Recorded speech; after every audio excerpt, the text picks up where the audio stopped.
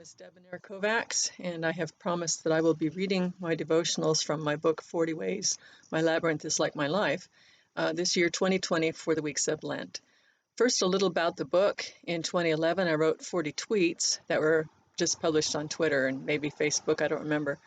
The following year I turned those 40 tweets into 40 short devotionals, and a year or two after that I asked if people would be interested in the book, and they said yes they would, and so I published this little book, which is available pretty much anywhere books are available. You can get it. The ebook on right now is 99 cents.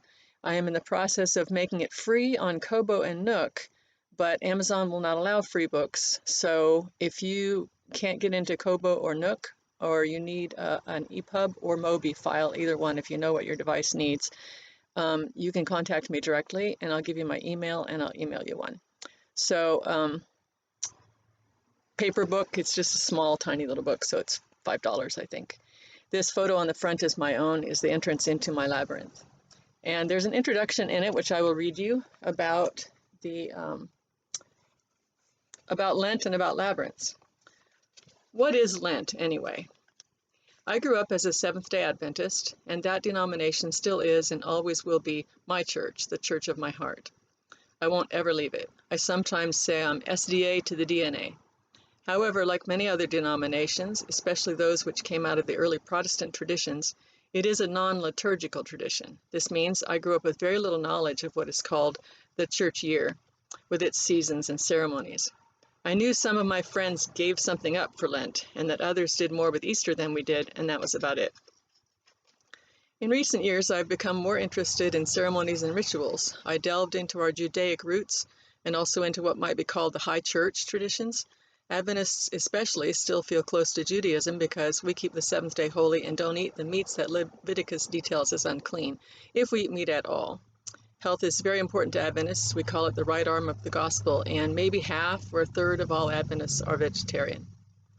I began to celebrate in my own small way the ancient spring and fall festivals of the Jews, and found them to contain many blessings for the Christian believer, at least for me. I also began to celebrate the seasons of the Christian church year, which are much newer, most of them with roots in medieval or Renaissance Christianity. I find a new depth and richness in my spiritual practices when I connect them, as Jesus did, with seasonal rituals and ceremonies.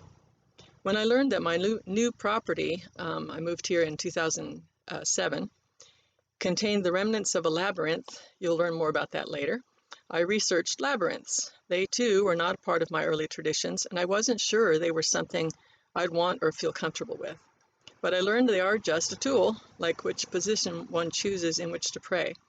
Labyrinths are a way of walking prayer. I restored mine and came to love it, and a communion I found there with the Creator.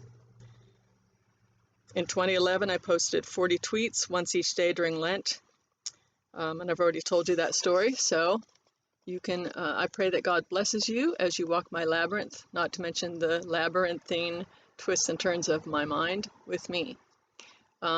I want you to know that you can find more about me at my website, www.debonair.com.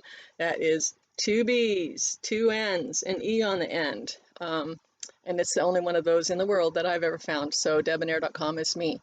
I'm also on Facebook at Debonair Kovacs. I'm on Twitter at Debonair, and on Instagram at Debonair, because, again, that's a unique kind of a name.